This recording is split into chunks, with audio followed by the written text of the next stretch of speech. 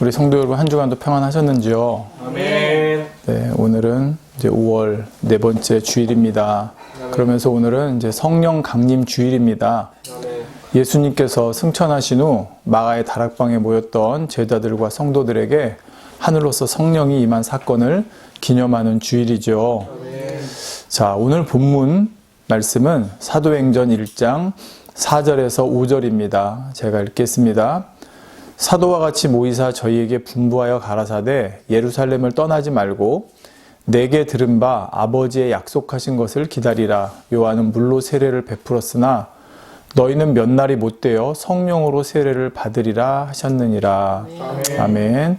오늘 말씀의 제목은 성령을 보내신 이유입니다. 오늘 본문에 보면 우리 주님께서 승천하시기 전에 제자들에게 분부하신 내용의 말씀이 나옵니다. 근데 여기 보니까 분부했다고 표현을 하고 있습니다. 분부는 다른 말로 찾아보면 명령한다는 것과 같은 의미입니다. 주님께서는 그냥 말씀했다고 하지 않으시고 명령했다고 표현할 정도로 좀 강하게 당부하고 계신 내용입니다. 그만큼 이 일이 중요하기 때문이겠죠. 자, 성령이 오실 것에 대해서는 예수님께서 이미 공생의 기간 동안 여러 차례 말씀을 하셨습니다. 그 중에 몇 가지 구절만 읽어봅니다. 주로 요한복음에 많이 나오는데요. 요한복음 14장 26절에 보혜사 곧 아버지께서 내 이름으로 보내실 성령 그가 너희에게 모든 것을 가르치시고 내가 너희에게 말한 모든 것을 생각나게 하시리라.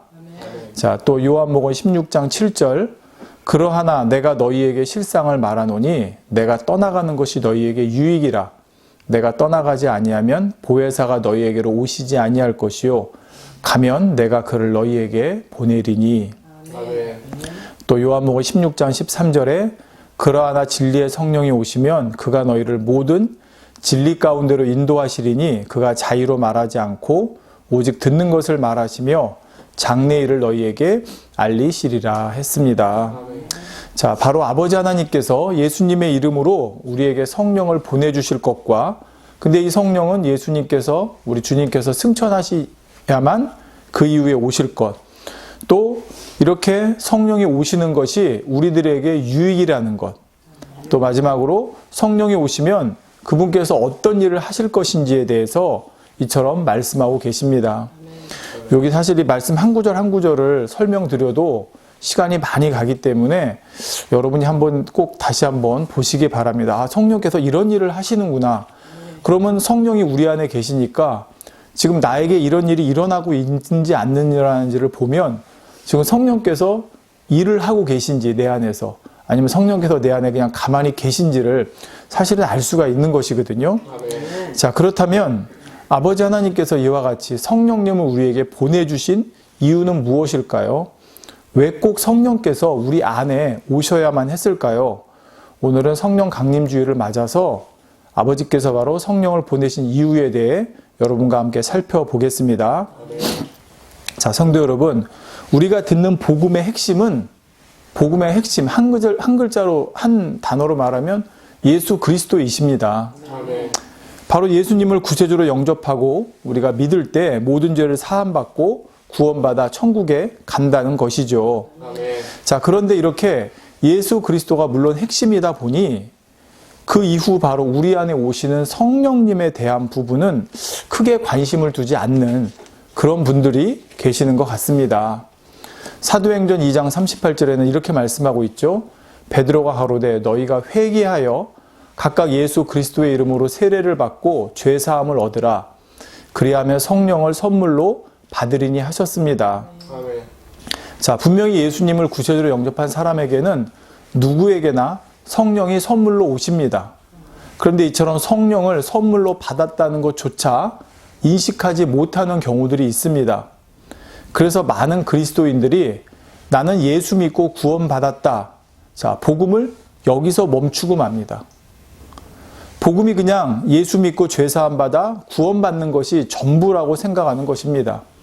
나 교회 나가. 예수 믿어. 나 죄사함 받았어. 나 구원 받았어. 그러니까 그것이 복음, 그것이 신앙의 전부라고 생각하는 경우가 있다는 것입니다.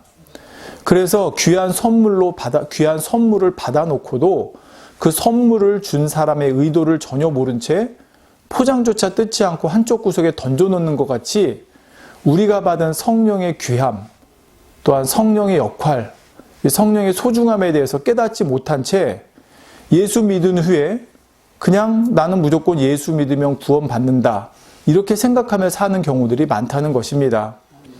예수 믿고 설령 죄를 다시 지어도 회개하면 용서받으니 괜찮다, 이렇게 생각하는 것이죠. 자, 그러나 이것은 마치 자전거에 두 바퀴가 있을 때 한 바퀴가 돌아가지 않거나 고장난 상태로 가는 것과 똑같은 것입니다. 다시 말해 우리의 신앙, 우리가 들은 이 복음 안에 하는, 은혜 안에 하는 신앙생활은 예수 그리스도와 성령님, 이 두 바퀴가 함께 돌아갈 때, 물론 모든 것은 아버지 하나님 안에서입니다. 예수 그리스도와 성령님이 이 바퀴가 함께 돌아갈 때 정상적으로 제대로 아버지가 원하시는 그런 신앙생활을 할 수가 있는데, 예수 그리스도가 중요합니다. 그렇지만 성령에 대한 부분을 무시하고 인식하지 못하고 살아가다 보니 신앙생활의 두 바퀴가 제대로 돌아가지 않는 경우가 생기는 것이죠. 자, 아버지께서 성령을 우리에게 보내주신 이유를 알려면 먼저 독생자 아들까지 희생하시면서 우리를 구원해 주신 이유부터 생각해야 됩니다.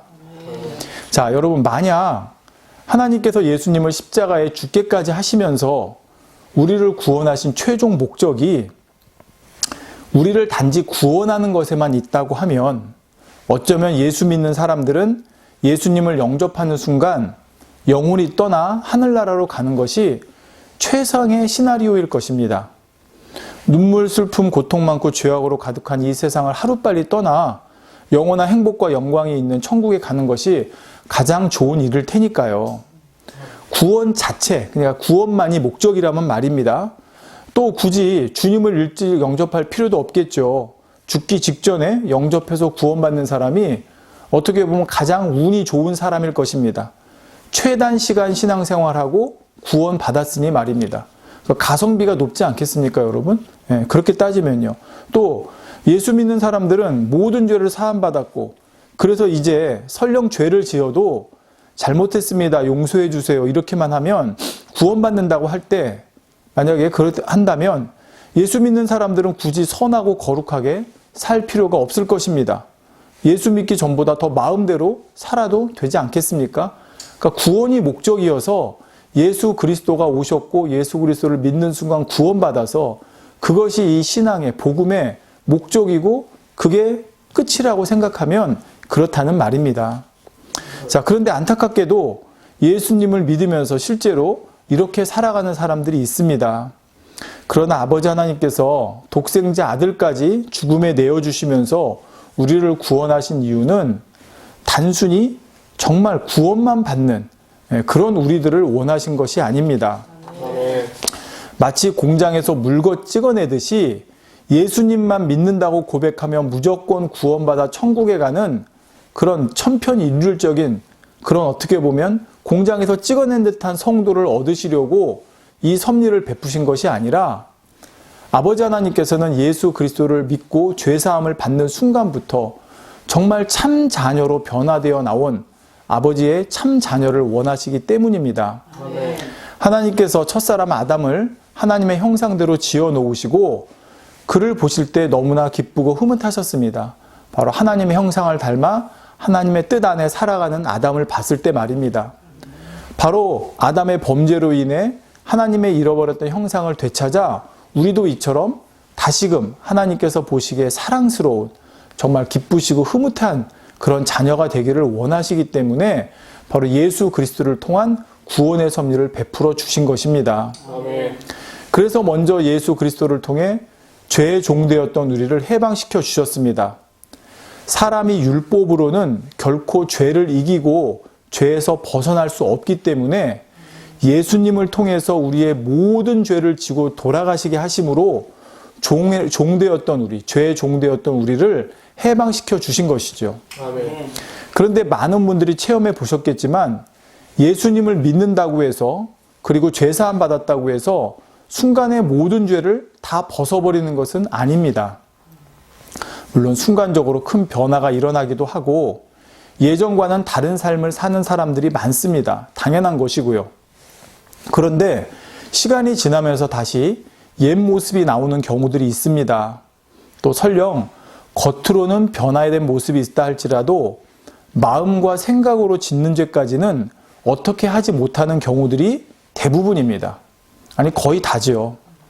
율법의 행위를 통해, 즉 예수 믿고도 율법을 통해, 율법의 행위를 통해 겉모습은 변화될 수 있지만 마음까지는 변화되지 않기 때문입니다.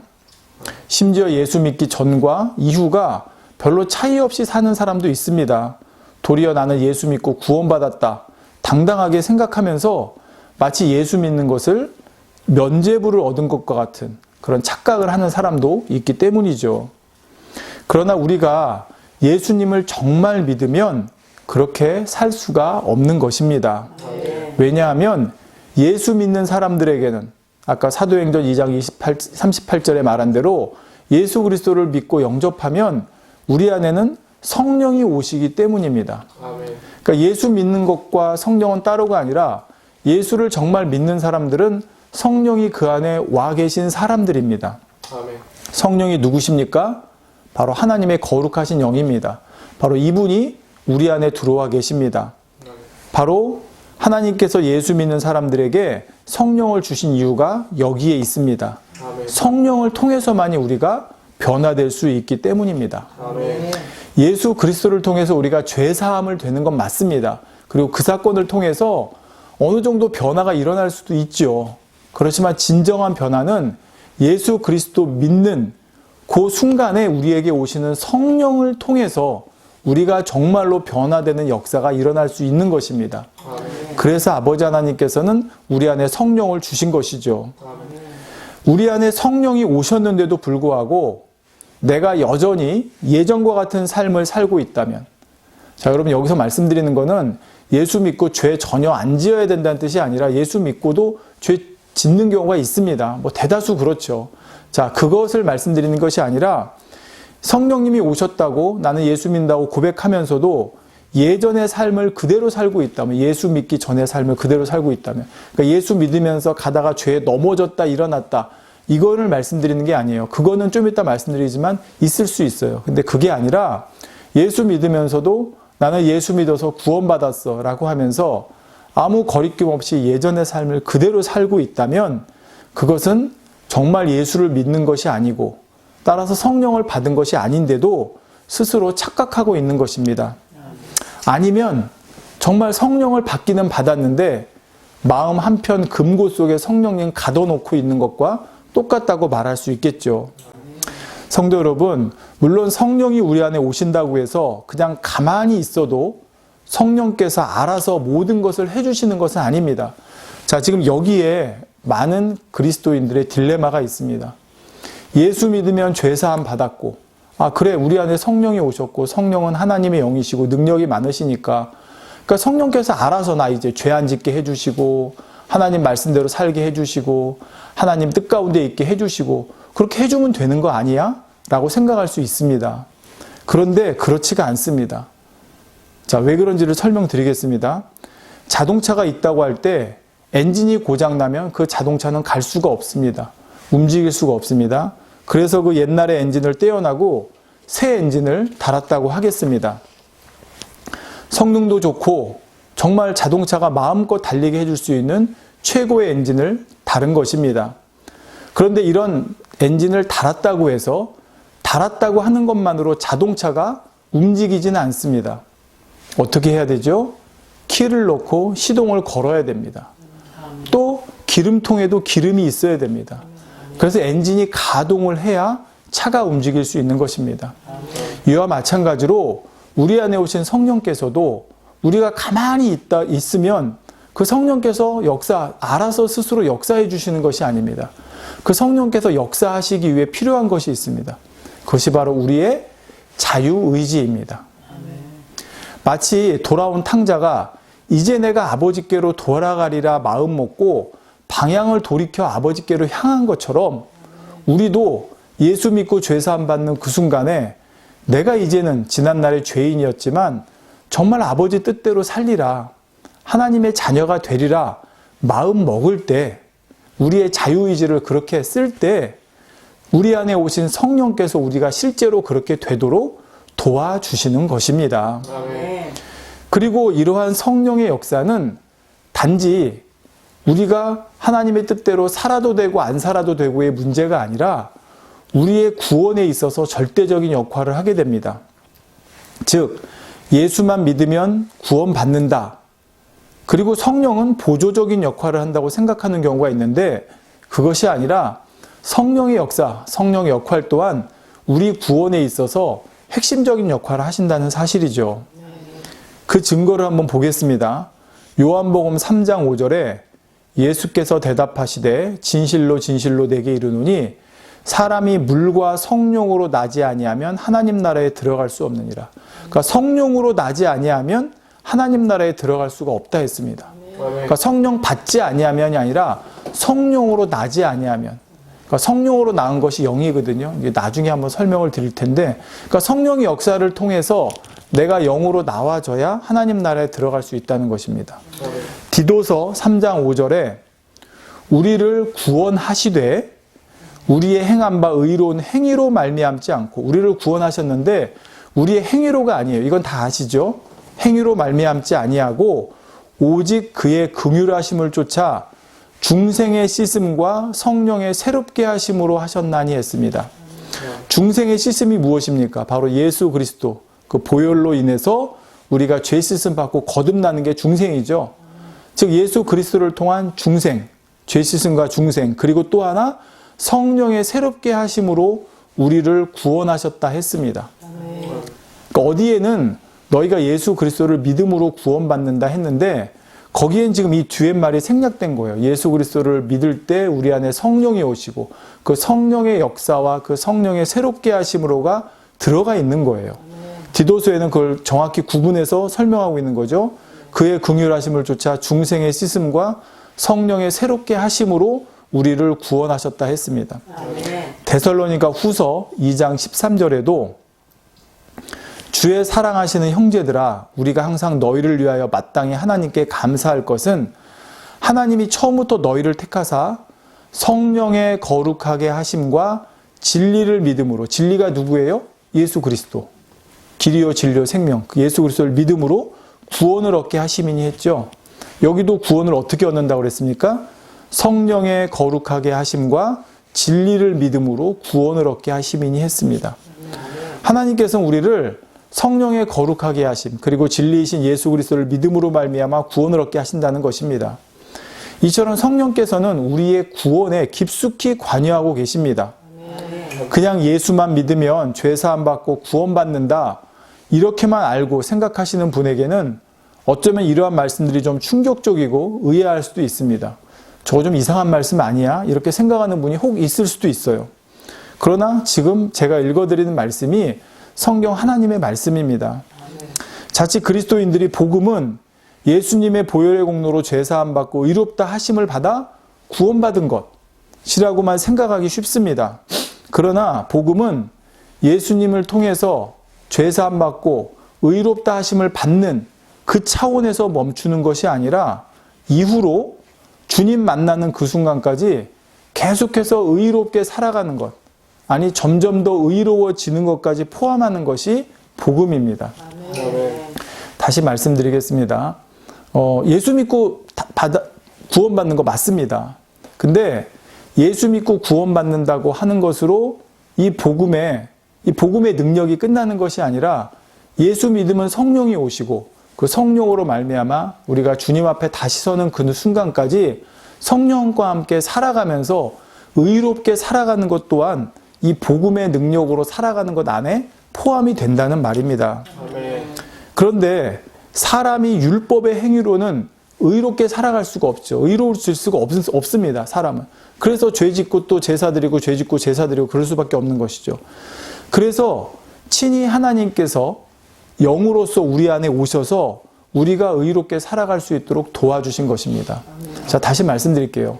그러니까 우리가 예수 그리스도를 믿었다 하더라도, 죄사함 받았다 하더라도 여러분 그 순간에 모든 죄를 다 버립니까? 마음에 있는 죄, 생각에 있는 죄가 다 버려지나요?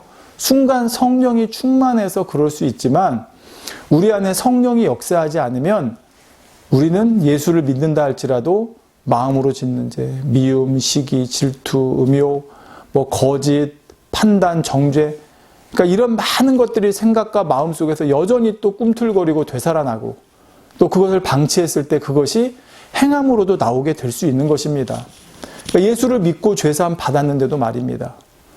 그래서 우리가 예수 믿었다 하지만 하나님 말씀을 열심히 지키려고 하는 행위적인 것으로는 우리가 결코 의로워질 수가 없어요. 그랬다가 또 넘어지고 또 넘어지고 또 넘어지고. 그래서 하나님께서는 거룩하신 영을 우리 안에 아예 보내주셔서 그 성령으로 말미암아 우리가 그 성령의 능력을 통해서 거룩하게 되도록, 변화되도록 우리를 도와주시기 위해 성령님을 보내주셨다는 말입니다. 아멘. 자, 이렇게 말씀드리면 또 이렇게 질문하실 분이 계실 수도 있습니다.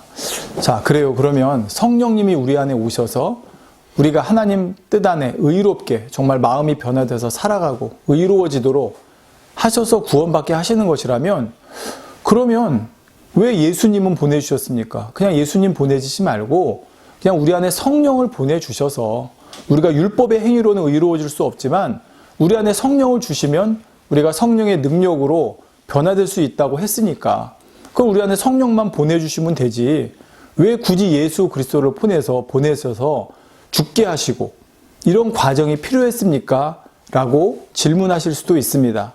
자, 그 이유를 설명드리겠습니다. 원래 아담의 후손으로 태어난 우리 모두는 죄의 종입니다. 그런데 이렇게 죄의 종이 된 상태에서는 성령께서 우리 안에 오실 수가 없습니다. 거룩하신 성령께서 죄인의 안에 들어오실 수가 없기 때문입니다. 그래서 하나님께서 어떻게 하시냐? 우리의 모든 죄를 지고 예수님께서 돌아가게 하심으로 우리를 죄사함 받고 의롭다 칭함을 받게 하셨습니다. 그러니까 실제로 의로워진 건 아니지만 하나님께서 의롭다고 해주신 거예요. 만군의 모든 것을 다스리시는 하나님께서 그렇게 해주신 거예요. 자, 실제로 의로워진 건 아니지만 하나님께서 우리를 의롭다 해주심으로 말미암아 이제 우리는 의로운 사람이 되었습니다. 그렇지만 실제로 우리 안에는 아직 죄성이 있어요. 죄를 짓고자 하는 것이. 자, 그러면 우리는 의로워졌기 때문에 전에 우리가 죄의 종되었을 때는 계약관계에 의해서 이건 나중에 또 설명을 드릴 텐데 계약관계에 의해서 우리는 원수마귀 사단에게서 놓일 수가 없는 거예요. 근데 예수 그리스도가 죄를 대신 지시고 돌아가심으로 우리를 원수마귀 사단의 죄의 종, 그 노예 계약이죠. 그 계약을 파기시킬 수 있게 된 겁니다. 우리가 예수 그리스도를 믿을 때 그 계약이 파기되게 된 거예요. 그래서 우리는 의롭다 칭함을 받을 수 있게 되었습니다. 그러므로 이제는 성령께서 우리 안에 들어오실 수가 있게 된 거예요. 아멘. 무슨 말씀인지 다시 한번 설명드릴게요. 자, 예수 그리스도가 오시지 않아서 즉 우리가 우리의 죄가 여전히 있고 원수마귀 사단의 종이 되어서 그와 계약관계의 죄의 종으로 있으면 그런 우리 안에는 성령께서 오실 수가 없는 것입니다. 예. 여러분 그렇잖아요. 내가 어디하고 계약을 했어요. 이 집을 계약을 했어요. 예. 그 계약관계가 있을 동안에는 누가 그 집에 들어올 수가 없죠. 예. 그렇죠. 그런데 그 사람하고 계약관계를 파기했어요. 이제 끝났어요. 예. 그리고 나갔어요. 그러면 어떻게 돼요? 새로운 사람이 들어올 수 있잖아요. 똑같은 거예요. 우리가 예수 그리스도를 믿어서 죄사함을 받기 전에는 원수마귀 사단의 노예 계약으로 잡혀 있었어요. 우리는 원수마귀 사단의 종이었어요. 누구나 다. 예. 그러니까 이 계약이 있는 동안에는 우리 안에 성령께서 들어오실 수가 없는 거예요. 근데 이 계약이 파기됨으로 인해서 이제 우리 안에 성령이 오실 수 있는 것입니다. 그리고 이제부터는 그동안 율법의 행위로는 어떻게든 이 원수마귀 사단 죄의 종에서 벗어나려고 그래서 의로워지려고 해도 될 수가 없었는데 그런데 이제는 성령이 오심으로 말미암아 성령의 능력으로 우리가 의로워질 수가 있게 된 것입니다. 자, 어떻게 의로워지냐? 바로 우리의 심령이 새롭게 되어 마음이 변화될 수 있게 된 것이죠. 자, 예전에는 성령이 오시기 전에는 우리의 심령이 변화될 수가 없었어요. 즉 우리의 마음이 변화될 수가 없었어요. 그런데 에스겔서 36장 26절에 이렇게 말씀하죠.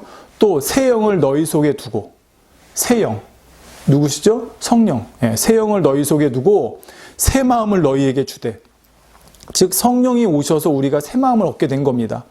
너희 속에서 굳은 마음을 제하고 부드러운 마음을 줄 것이며 그러니까 어떻게 우리에게 새 마음을 주셨냐? 우리 안에 있던 굳은 마음을 제하여 버리고 부드러운 마음을 주셨다는 거예요. 그러니까 성령이 우리 안에 오심으로 우리의 마음이 변화될 수 있게 된 것입니다. 이렇게 마음이 변화되어야 사람이 진짜 변하는 거예요. 여러분이 이거는 인정하실 거예요. 사람이 행위로는 아무리 변해도 마음이 근본적으로 변하지 않으면요, 다시금 그 죄에 빠질 수밖에 없습니다. 근데 마음 자체가 변해야 되는데, 이 마음이 변해야 되는 건 우리가 행위로 변화될 수 없어요. 내가 행위를 아무리 100% 온전하게 한다 해서 내 마음 안에 있는 이 죄성이 버려지는 게 아니에요. 예.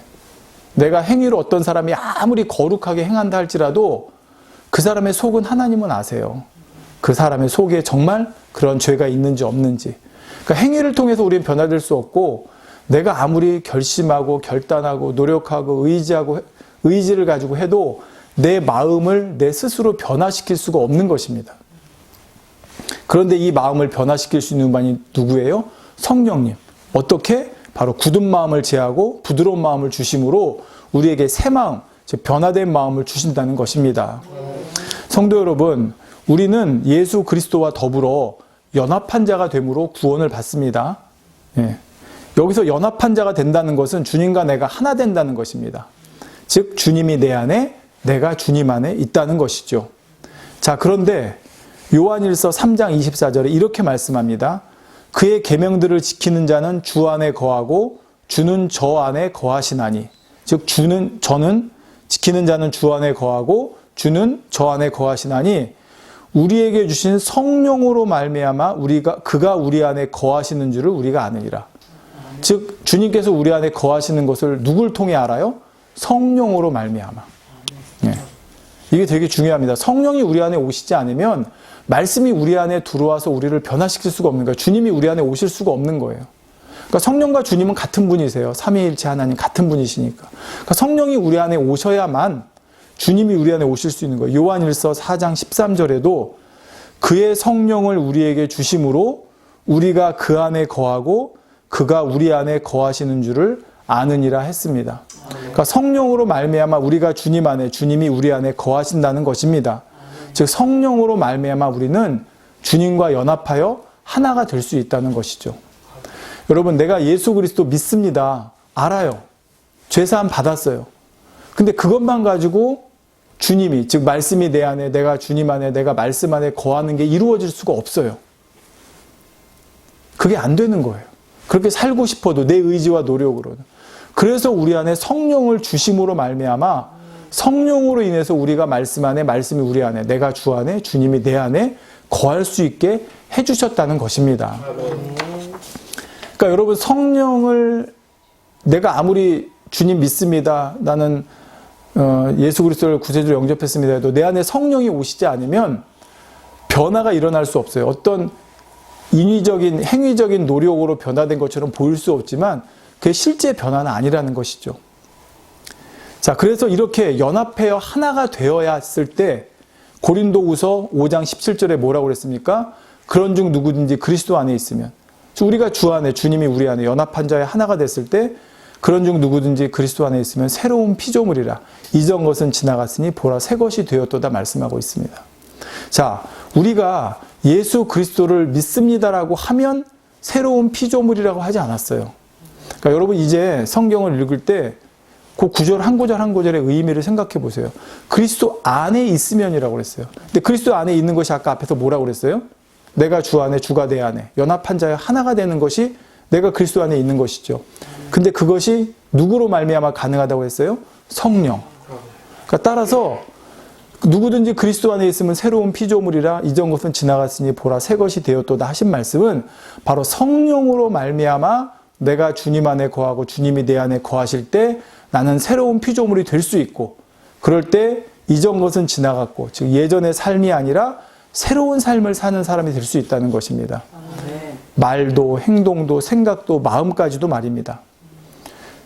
새로운 피조물은 말과 행동만이 아니라 지식까지 새롭게 창조함을 받았다고 그랬어요. 그러니까 생각과 마음까지 달라진다는 것이거든요. 자, 따라서 성령으로 인해 우리가 주님과 연합한 자가 되어 새로운 피조물이 되었을 때 우리의 힘과 의지와 노력으로 변화되지 않던 우리가 바로 새로운 피조물로 변화될 수가 있다는 것입니다. 에베소서 3장 16절에 그 영광의 풍성을 따라 그의 성령으로 말미암아 너희 속사람을 능력으로 강건하게 하옵시고.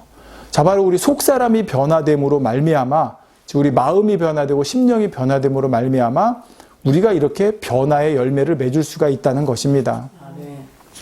자, 그런데 이러한 성령의 역사를 받기 위해 앞에서 아까 뭐가 필요하다고 그랬죠? 그래, 성령이 이제 우리 안에 오셔야 되는 것, 왜 오셨는지, 성령이 꼭 필요한 이유도 알았어요.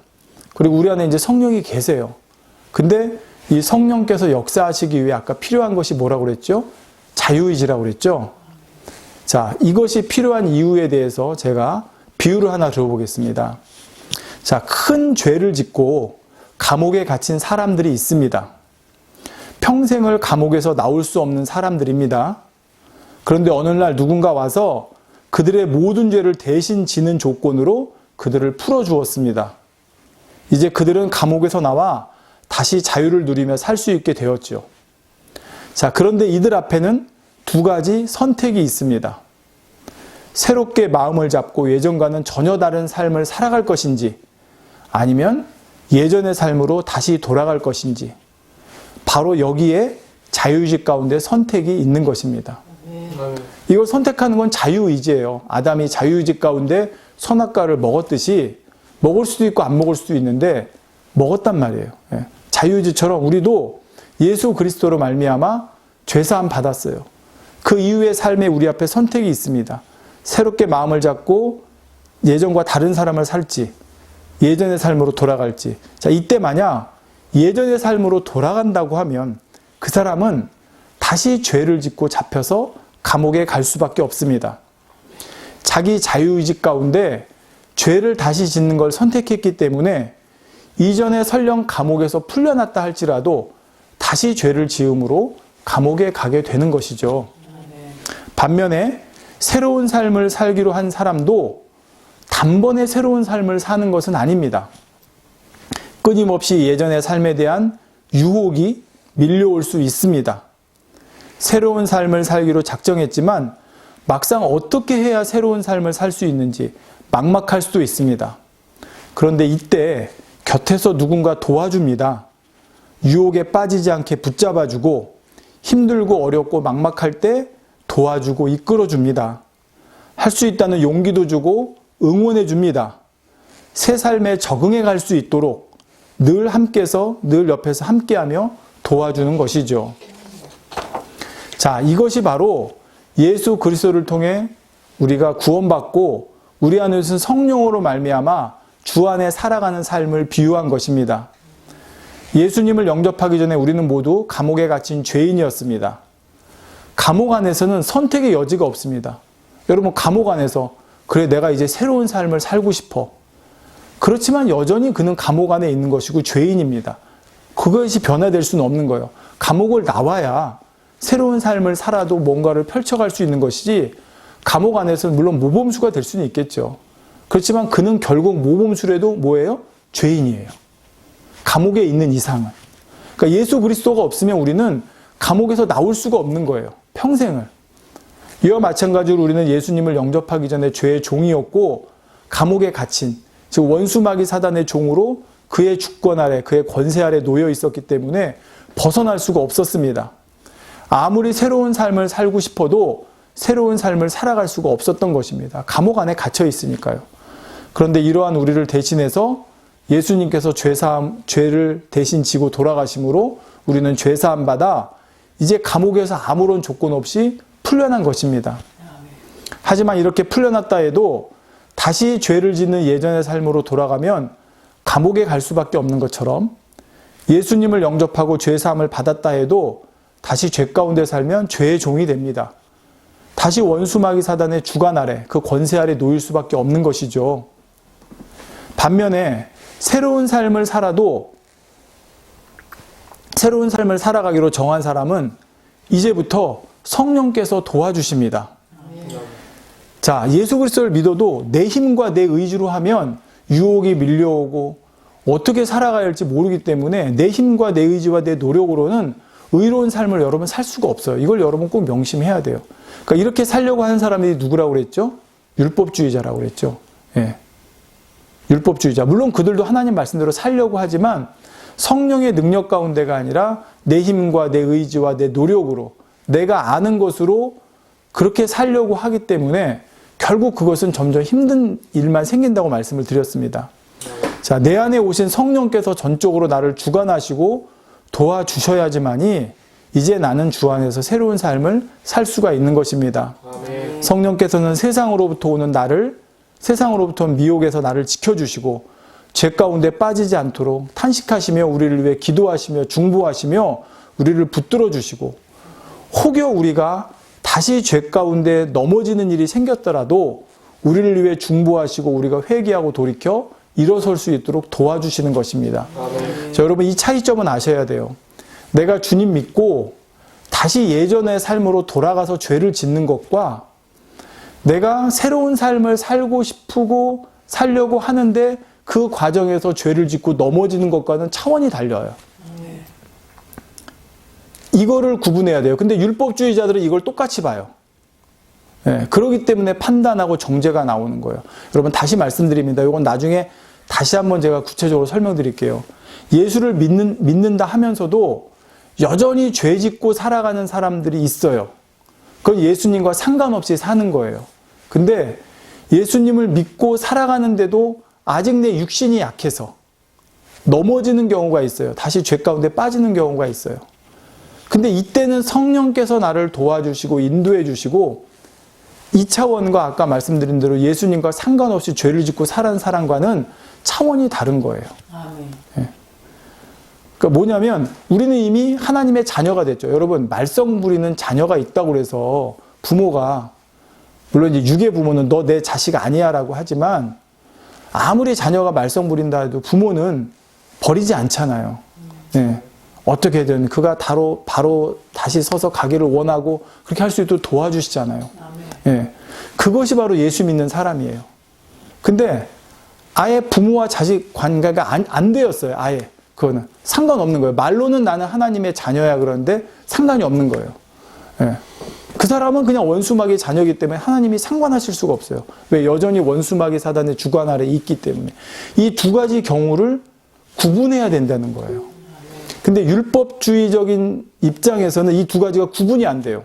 야, 너 예수 믿는데 왜 죄지어? 똑같거든요. 예수 안 믿는 사람들이나 아니면 예수를 믿는다 하는데 죄 가운데 하나님과 상관없이 사는 사람들이랑은 똑같거든요. 그러니까 그 사람을 판단하고 정죄하는 거예요. 근데 하나님께서는 판단하고 정죄하지 말라고 그랬고 예수 안에 있으면 결코 정죄함이 없다고 로마서 8장에 말씀했죠. 예. 결코 정죄함이 그것이 바로 이 이유예요. 예. 예수 안에 있는 사람은 이제 하나님과 일단 자녀 관계가 되었으면 설령 느리게 가더라도 설령 좀 가다 넘어지더라도 그렇다고 여러분 죄를 지어도 된다는 뜻이 아닙니다. 그런 뜻은 아닌데 설령 느리게 가더라도 가다 넘어지더라도 여전히 하나님의 자녀예요. 예. 그에겐 정죄함이 없어요. 예수 그리스도로 말미암아 다시 용서받고 받을 수 있는 기회가 주어진다는 것이죠. 근데 그것과 상관없이 사는 사람과는 차원이 다르다는 거 다시 한번 말씀드렸습니다. 성도 여러분, 우리가 육신 가운데 살아가는 동안에는 우리 힘으로 결코 죄를 이길 수 없습니다. 여러분 죄송한 얘기지만 다른 종교에서 뭐 참선하고 명상하고 해서 한다. 근데 사실은 그게 이 속에 근본이 변화될 수 있는 건 아니거든요. 어느 정도 그걸 다스릴 수 있고 절제할 수 있고 조절하고 컨트롤해 갈 수는 있겠지만 말입니다. 그 죄를 우리 사람이 이길 수 있는 게 아니에요. 사람의 힘과 능력. 왜? 원수마귀 사단은 죄를 주관한 원수마귀 사단은 사람보다 뛰어난 존재예요. 영적으로. 그를 이길 수가 없는 것입니다. 이것을 너무나 잘 아시는 아버지 하나님께서는 독생자를 통해 우리의 죄를 사해 주셨고 보혜사 성령님까지 우리 안에 보내주셔서 우리가 이 세상 사는 동안에 죄를 이기고 하나님의 형상을 회복할 수 있도록 길을 열어주신 것입니다. 아멘. 하나님께서 친히 영으로 내 안에 오셔서 아까 말씀드렸죠. 예수 믿어도 내가 이제 새로운 삶을 살고 싶어도 어떻게 살아야 되지? 어떻게 사는 것이 새로운 삶을 사는 거지? 근데 아까 제일 앞에 읽어드렸죠. 성령이 오시면 어떻게 하신다고요?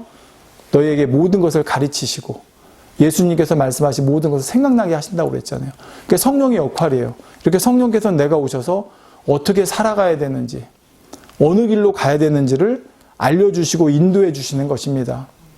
우리는 이러한 성령의 인도를 받을 때만이 이 땅을 살아가는 동안 승리할 수가 있다는 사실입니다. 따라서 우리 안에 성령이 계셔야만 하고 성령이 우리 안에서 역사하셔야만이 우리가 이 땅에서 주님 맞는 그날까지 나머지 삶을 승리할 수 있고 아버지 원하시는 뜻 가운데 살아갈 수가 있게 되는 것입니다. 이러한 성령님께서 바로 오신 것을 기념하는 것이 오늘 성령 강림 주일입니다.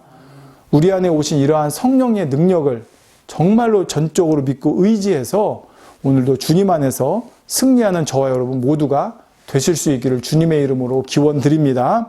자, 우리 성령의 도우심을 받는 구체적인 방법은 이제 다음 시간에 계속해서 살펴보도록 하겠습니다. 기도합니다. 사랑이 좋으신 아버지 감사합니다. 오늘 성령 강림 주일을 맞이해서 성령께서 우리 안에 오신 이유, 우리 아버지께서 우리에게 성령을 보내주신 이유에 대해 살펴보았습니다.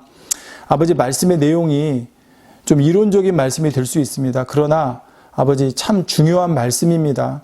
예수 그리스도를 내가 믿는다 하지만 내가 변화되지 못하고 있고 또 넘어지고 일어나지 못하고 있고 또 때로는 그것을 반복하고 있고 아버지 그 이유가 바로 내 안에 오신 성령님을 정말 의지해서 그 성령의 능력을 힘입어 나가는 것이 아버지 없기 때문에 또 부족하기 때문입니다.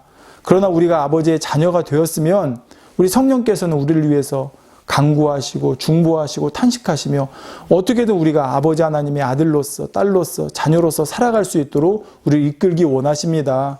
우리 안에 계신 성령님 의지에서 이제 정말 우리가 아버지의 뜻 안에 우리 주님이 가르쳐 주시는 말씀 안에 그 길로 그 진리의 길로 갈 수 있는 우리 모두가 될 수 있도록 도와주시기 원합니다. 우리 안에 성령이 오셨어도 우리가 자유의지 가운데 내가 그 길을 선택해야 됩니다. 물론 어떤 사람은 의지가 강하고 어떤 사람은 의지가 약할 수 있습니다. 그러나 아버지 내가 선택할 때 선택하고자 했을 때 성령께서 그 선택하는 거에 조차도 우리가 더 잘 선택하고 갈 수 있도록 거기에도 힘을 보태주시고 도와주십니다. 이러한 성령의 능력 의지에서 아버지 정말 내 힘으로는 안 되는 거 너무나 처절히 깨닫습니다. 도와주시고 도와주셔서 성령의 능력으로 말미암아 정말 이 땅에서도 우리가 정말 천국 안에서 사는 것 같이 우리 주님 안에서 그렇게 아버지 뜻 안에 살아가는 모두가 될 수 있도록 도와주시옵소서. 우리 주 예수 그리스도의 이름으로 기도하옵나이다. 아멘.